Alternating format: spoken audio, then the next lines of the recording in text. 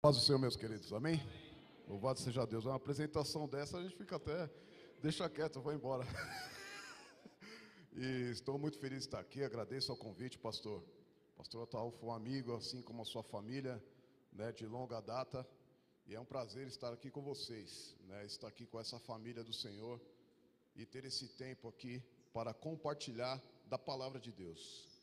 E meus irmãos, não há nada mais fundamental para a nossa vida do que as Escrituras Sagradas, né? Onde nós estaríamos se não fossem as Escrituras Sagradas, né? A Bíblia é um presente de Deus para nós, né? É a forma dele permanecer conosco, é a forma de ele continuar falando conosco. Então eu peço nessa noite que você realmente deixe o seu coração aberto, que no seu coração haja uma terra fértil, para que essa semente ela possa gerar frutos na sua vida, na vida da sua família e daqueles que te cercam. Amém? Eu gostaria de convidar você já a abrir sua Bíblia comigo no Evangelho de João, no capítulo 17. Evangelho de João, capítulo 17. Nós vamos ler do verso 20 ao verso 26. Como a Dai falou, nós estamos ali servindo a Deus com uma frente missionária urbana, né? Que é o projeto Missão Luzes, que é um projeto focado em evangelização urbana, né? Nós temos uma abordagem um pouco diferente e principalmente também muito voltada para a parte social, atendimento às necessidades ali dos mais carentes. Deus nos abençoou de estar num local hoje, né, que era um dos nossos focos, era estar realmente no local onde houvesse uma profunda necessidade. Então Deus nos colocou nesse lugar hoje, que é ali no Jardim Ipanema, em Guarulhos, nas redondezas ali do aeroporto. E há muitas famílias e pessoas ali que precisam ser alcançadas por Cristo. Estamos hoje, graças a Deus, com um bom grupo servindo ao Deus ali naquele lugar. E como a Dai falou, já temos testemunhos grandes sobre a força que tem quando a igreja se une em prol do amor ao próximo. Meu irmão, é impressionante como as pessoas se unem pelo bem do próximo, né? Pessoas que vêm de todos os lados, a gente lança a necessidade, como a Dai falou, houve uma necessidade de uma irmã, mãe solteira com 3 filhos, a casa dela estava caindo por causa das chuvas e, para a glória de Deus, reunimos um grupo, reformamos a casa dela, deixamos a casa dela lá, né? Fomos lá inaugurar a casa dela, nova casa, fizemos churrasco lá com a família, né? E você pode, como a Dai falou, pode procurar nas redes sociais, tem lá o testemunho, a casa, o processo. Mas é isso que acontece quando a igreja se une, meu irmão. Isso não é mérito meu, não é mérito do Missão Luz, isso é quando o povo de Deus se une. É muitas pessoas envolvidas, né? E o poder da unidade gera estas coisas. Amém? O texto, ele vai dizer assim: não te peço apenas por esses discípulos, mas também por todos que creram em mim por meio da mensagem deles. Todos que crerão em mim por meio da mensagem deles. Minha oração é que todos eles sejam um, como nós somos um. Como tu estás em mim, Pai, e eu estou em ti. Que eles estejam em nós, para que o mundo creia que tu me enviaste. Eu dei a eles a glória que tu me deste, para que sejam um como nós somos um. E eu estou neles e tu estás em mim. E que eles experimentem unidade perfeita, para que todo mundo saiba que tu me enviaste e os que amam tanto quanto me amas. Pai, quero que os que me destes estejam comigo onde estou, então eles verão toda a glória que me deste, porque me amaste antes mesmo do princípio do mundo. Pai justo, o mundo não te conhece, mas eu te conheço, e esses discípulos sabem que tu me enviaste. Eu revelei teu nome a eles e continuarei a fazê-lo. Então teu amor por mim estará neles e eu estarei neles. Amém? Ó Deus, nesta hora eu te peço, Senhor, que teu Espírito possa levar ao coração de cada irmão aqui o que eu não sou capaz de fazer. Ó Deus, a palavra é tua e que não seja somente os argumentos humanos, mas seja a manifestação do teu Espírito sobre a vida de cada um aqui, em nome de Jesus.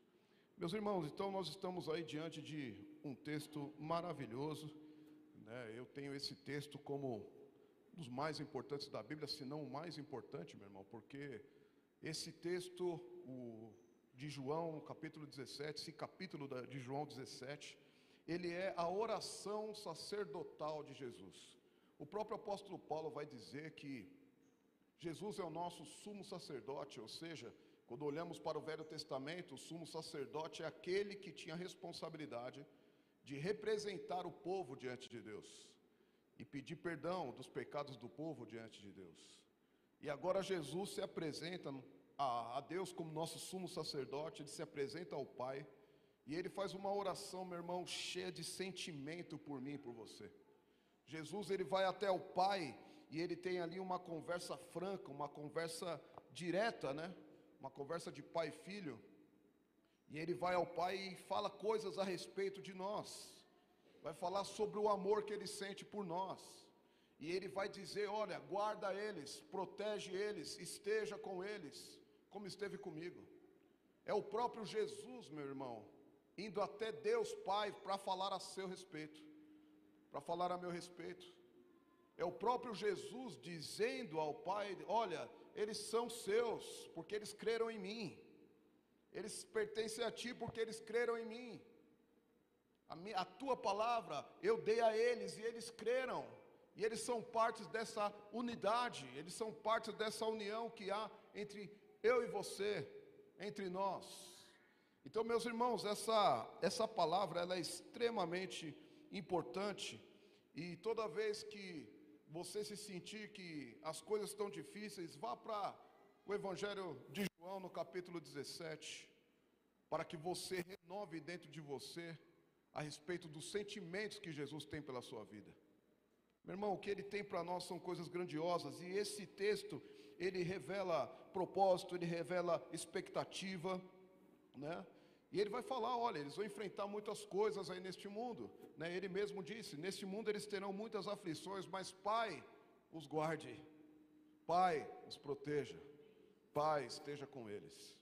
Então esse texto, né, esse capítulo do Evangelho de João é um capítulo extremamente importante, né, porque ela revela verdadeiramente o amor profundo de Jesus. Um amor que fez com que Jesus se entregasse por nós na cruz e marcasse o maior acontecimento de toda a humanidade, meu irmão. Não houve acontecimento maior do que a morte da obra redentora de Jesus Cristo. Não há outro acontecimento, não há nada que possa acontecer no mundo que se compare à obra redentora de Jesus. Amém, queridos? Um Deus que deixou o céu, que nasceu na terra na forma de homem e morreu por todos os culpados sendo inocente. Meu irmão, isso nunca aconteceu antes, isso nunca acontecerá novamente. Meu irmão, essa foi a maior de todos os acontecimentos que o mundo, a maior manifestação de Deus para o mundo foi a obra de Jesus Cristo. E meus queridos, um pouco antes de viver e de cumprir este propósito tão profundo, e antes de fazer essa declaração de amor tão impactante por mim e por você, ele fez essa oração. Então, antes de morrer na cruz por nós, ele ainda faz uma declaração para mim e para você, no momento em que ele ora ao Pai por nós. É uma oração cheia de pertencimento, meu irmão. Hoje o mundo, muitas pessoas têm vivido com crise de pertencimento. Se elas soubessem o quanto elas pertencem a Deus, elas não viveriam em crise de pertencimento. Há pessoas se matando, tirando a própria vida, porque vivem crises de pertencimento. Porque eu estou aqui, para que eu estou aqui? Meu irmão, ao ler esse texto com profundidade, essas pessoas iriam entender que elas pertencem ao Pai. Que uma vez que elas creram em Deus, meus irmãos, elas pertencem ao céu. Eu e você, meus irmãos, nós pertencemos ao céu. Nós cantamos aqui isso. Por isso nós não devemos andar aqui a colar e pensando, mas de onde eu vim, meu irmão? Nós pertencemos ao céu.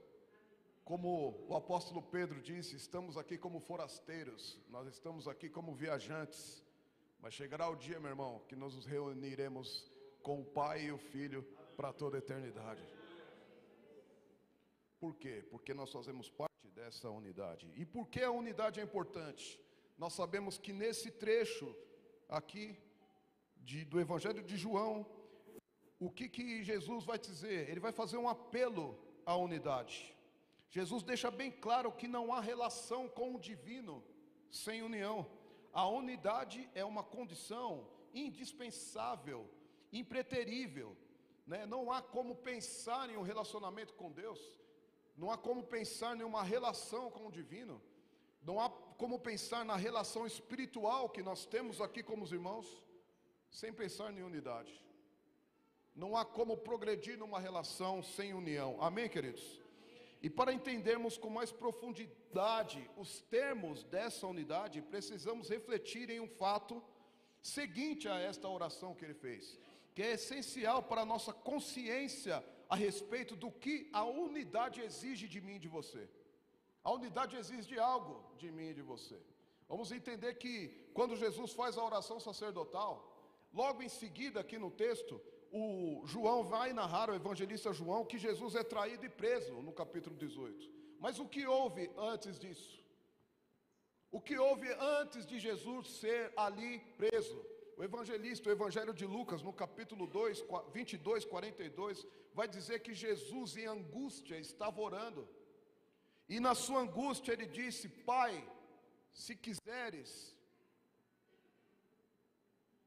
pode me livrar de tomar esse cálice, mas que não seja feita a minha, mas a tua vontade.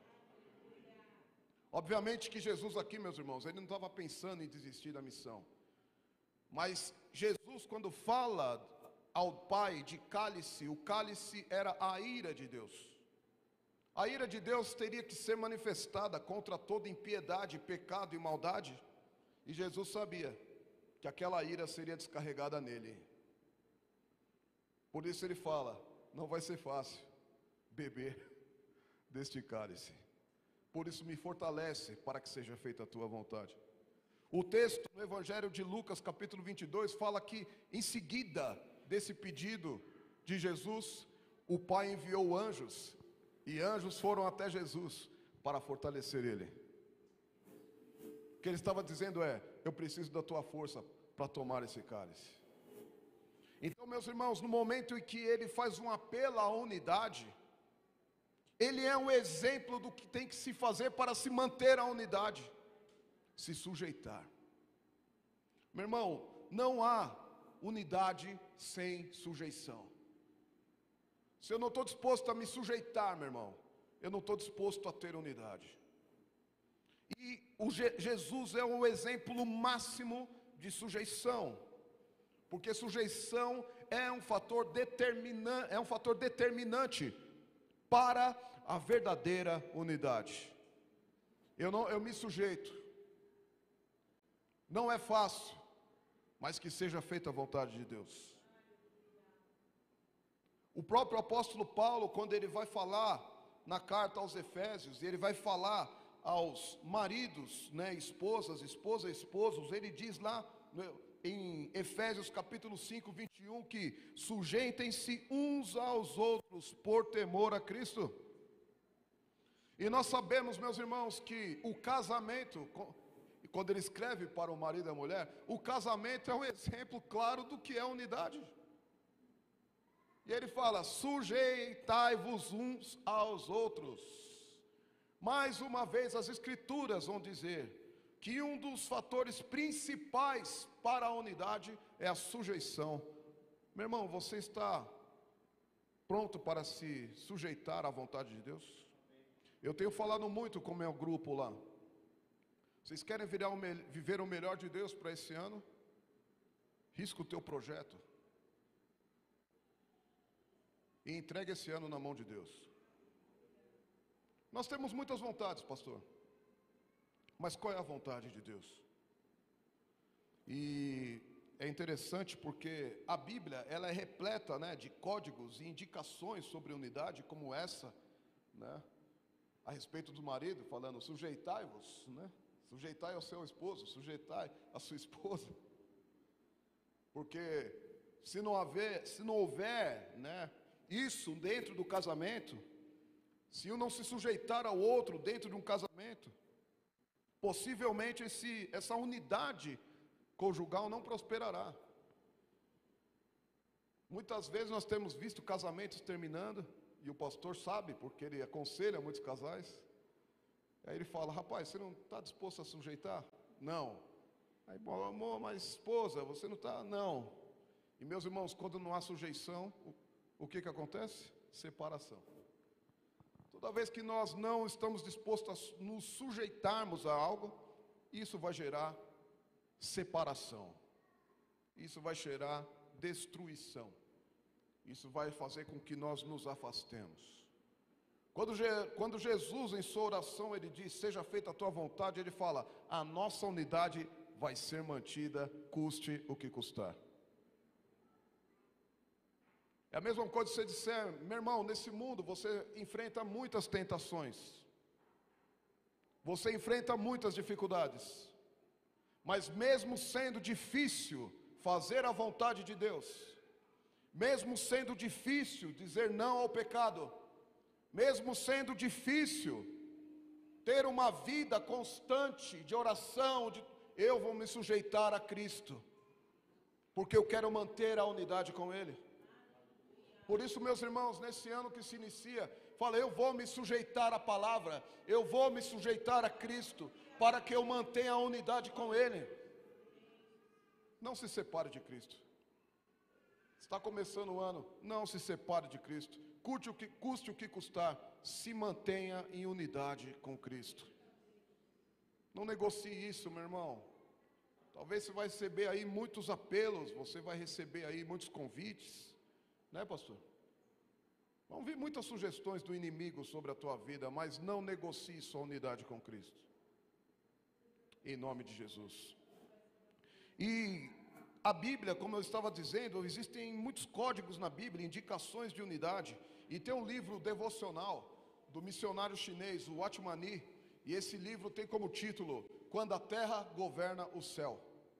E o Watchman Nee, nesse livro, ele discorre sobre algumas palavras de Jesus que são estas, que está lá no Evangelho de Mateus, capítulo 18, versículo 18 a 20. Eu lhes digo a verdade, o que vocês ligarem na terra terá sido ligado no céu, e o que desligarem na terra terá sido desligado no céu.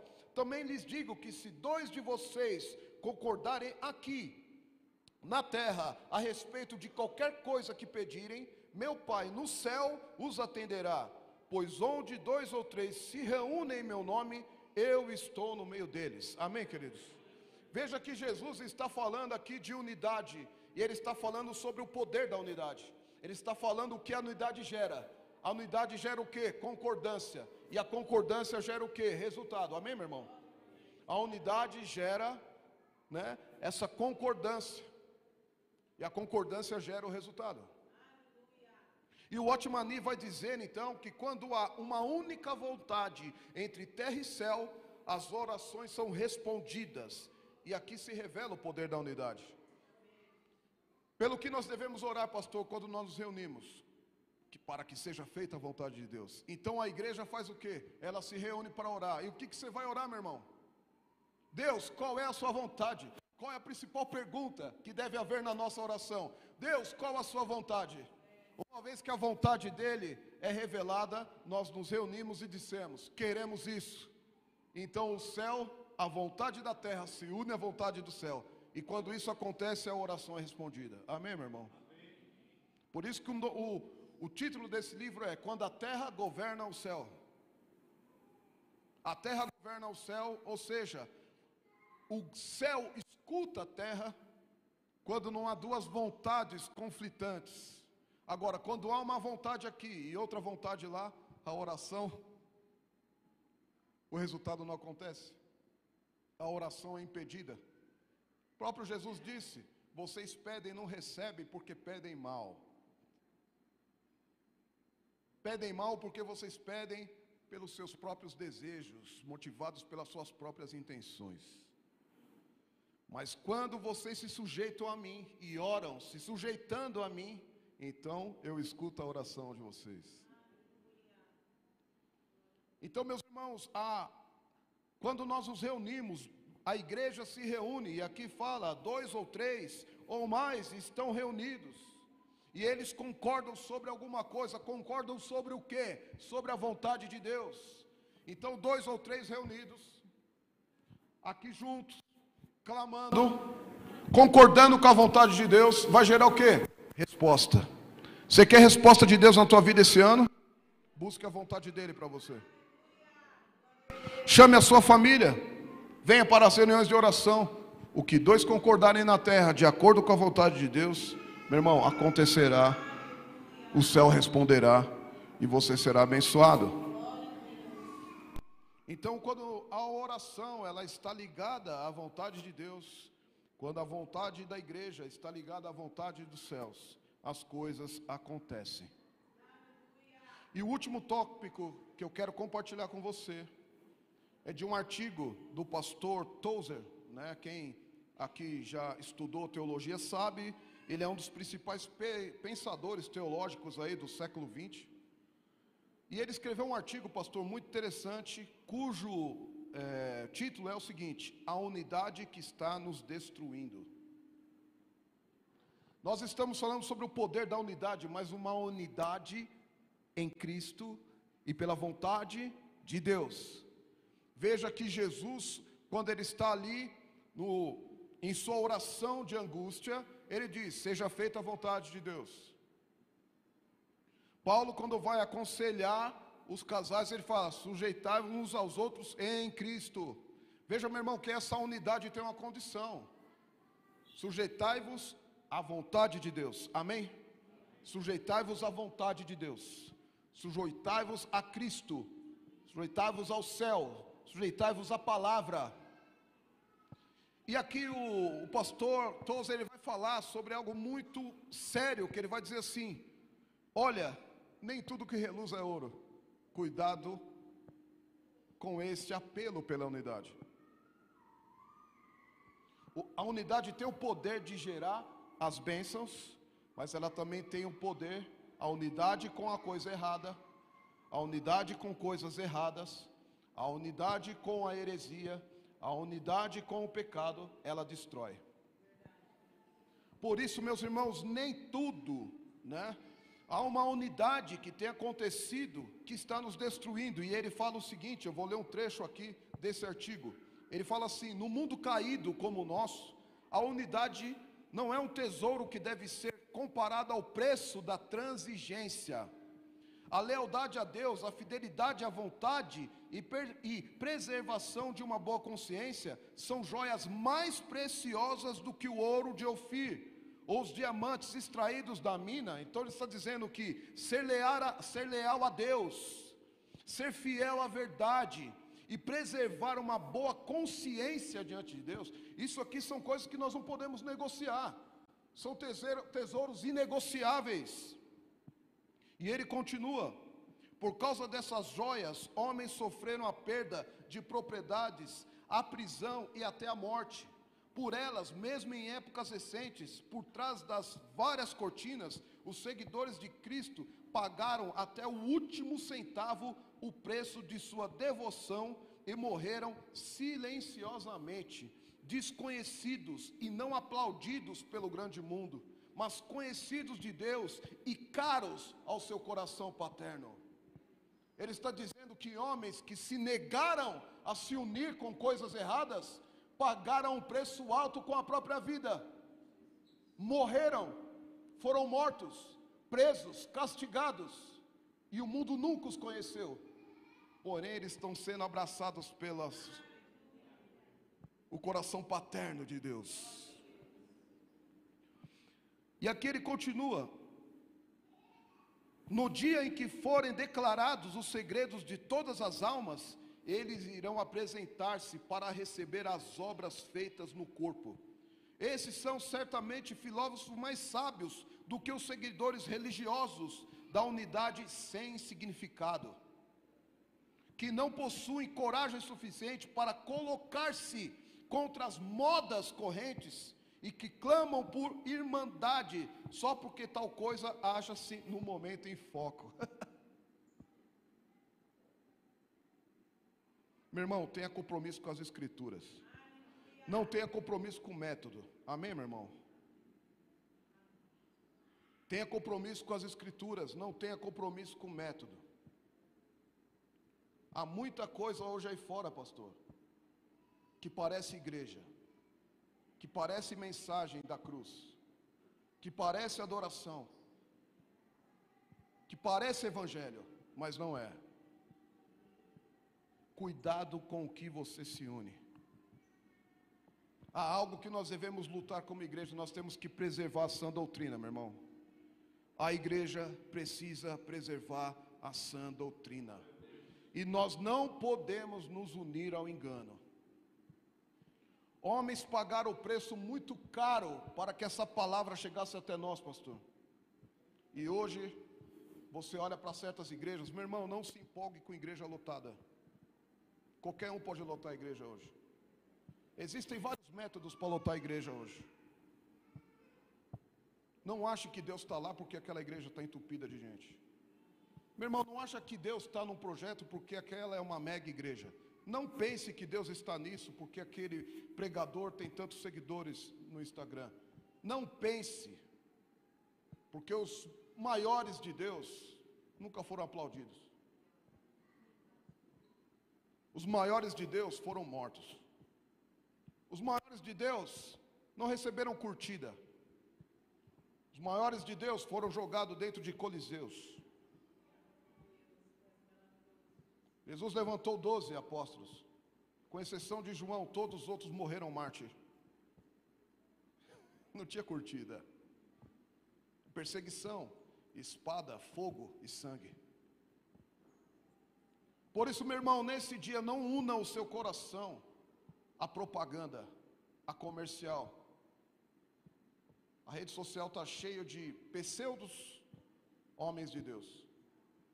Supostos homens de Deus. Você quer conhecer um homem de Deus? Um homem de Deus de verdade, ele se humilha. O homem de Deus de verdade, ele não tem ego, porque ele sabe que ele não merece nada do que ele tem. Meu irmão, sabe o que nós somos? Pecadores. Nós não merecíamos a salvação. Por isso que Jesus teve que descer aqui, meu irmão. Porque ninguém tinha moral suficiente para morrer naquela cruz. O sangue de ninguém era puro para morrer naquela cruz. Então, toda vez que um homem deixa o seu ego gritar, ele se rebela contra Deus. Ele fere a unidade. E é isso que Tozer está falando aqui. Cuidado com a vaidade e o ego. Porque a vaidade e o ego ferem a unidade. Humildade é se sujeitar, meu irmão. Eu sou filho de Deus, eu sou seu filho. Eu estava contigo antes do princípio do mundo. É essa a oração que nós lemos aqui. Antes de tudo eu estava contigo. Eu revelei teu nome, eu fiz o que tu me pediste. Se possível, passa de mim, de ter que tomar desse cálice. Mas que não seja feita a minha, mas a tua vontade. Ele se inclina. Eu abro mão da coroa. Eu abro mão do aplauso. Eu abro mão do palanque. Eu caio de joelhos e caio com o meu rosto em pó, dizendo: ai de mim, porque sou um pecador. Meu irmão, os homens de Deus hoje, eles não buscam holofote. Os homens de Deus hoje, eles estão buscando ser aprovados pelo Rei. Por isso que Tozer está dizendo, esses morreram isolados. Por isso, irmão, em nome de Jesus hoje, não se engane pelo que você tem visto na internet. Esses pastorzinhos todo estiloso, falando bonito. Cuidado, meu irmão. Ah, mas o que ele fala é tão bonito. O que a serpente falou para Eva também era bonito. Ah, mas o que eles falam me faz tão bem. O que a serpente falou para Eva fez bem para ela também. Ah, mas o que ele fala é tão profundo. O que a serpente falou para Eva foi profundo também. E é o que aconteceu, meu irmão. A palavra não tem que ser doce, ela tem que ser verdadeira. E a unidade, meu irmão, é sujeição. A unidade, meu irmão, é humilhar-se. A unidade não é você se unir àquilo que te faz bem, mas àquilo que você precisa. Aquilo que é essencial na tua vida. Então, às vezes o pastor vai puxar sua orelha. Se una ao que é essencial. Amém?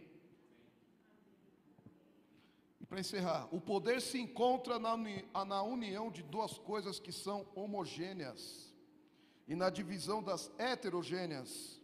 Talvez aquilo que precisamos nos círculos religiosos de hoje não seja mais união, mas uma certa divisão sábia e corajosa.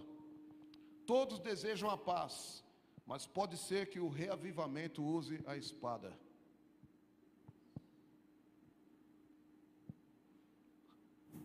A palavra de Deus é uma espada de dois gumes que separa. Sabe o que ele está falando? Trigo e joio, meu irmão. Trigo se una a trigo. Por mais que alguns joios a gente não vai saber distinguir, porque tem uns que só vai ser revelado lá naquele dia. Mas cuidado com os sinais. Amém, meu irmão? Então, se una, que a sua unidade ela seja promovida pela palavra e pelo amor a Cristo.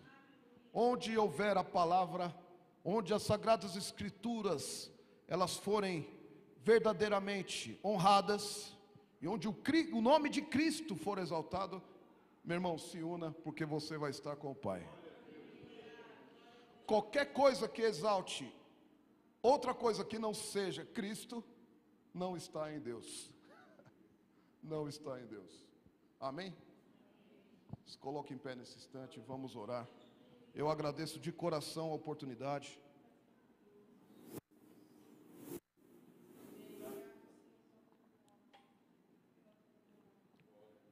E se você, meu irmão, nessa noite quer fazer uma decisão nessa noite de se unir a Cristo, e você está disposto a dizer assim, que não seja feita a minha, mas a vontade de Deus. Se você quer ter um ano diferente, talvez você tenha muitas vontades no seu coração, mas você entendeu nessa mensagem de hoje, que o melhor está em Deus. E quando você se une à vontade de Deus, você abre mão da ansiedade, da preocupação. Eu estou preocupado com tanta coisa nesse ano, meu irmão, se una à vontade de Deus. Sabe por quê? A vontade de Deus é boa, perfeita e agradável. Então você quer um ano bom, perfeito, agradável? Busque a vontade de Deus.